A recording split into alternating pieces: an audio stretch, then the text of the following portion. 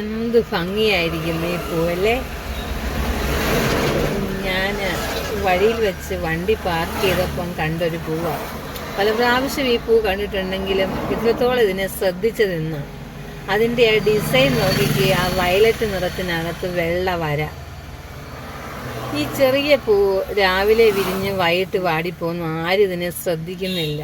എങ്കിലും ഇതിനെ എത്രത്തോളം ഭംഗിയായിട്ടാണ് ദൈവം നിർമ്മിച്ചിരിക്കുന്നത്. നമ്മുടെ പ്രകൃതിയെ നോക്കുമ്പോൾ നമ്മൾ ഇങ്ങനെയുള്ള ഓരോരോ അത്ഭുതങ്ങൾ കാണുവാൻ സാധിക്കുന്നുണ്ട്. ദൈവവചനം ഇപ്രകാരം പറയുന്നുണ്ട്, രാവിലെ വിരിയുകയും വൈകിട്ട് വാടിപ്പോവുകയും ചെയ്യുന്ന വയൽപ്പൂവിനെ ഇത്രത്തോളം ഭംഗിയായി നിർമ്മിച്ച ദൈവം മനുഷ്യജാതിയെ നിങ്ങളെ എത്രത്തോളം അനുഗ്രഹമായി അല്ലെങ്കിൽ സമൃദ്ധിയായി നടത്തുന്നു.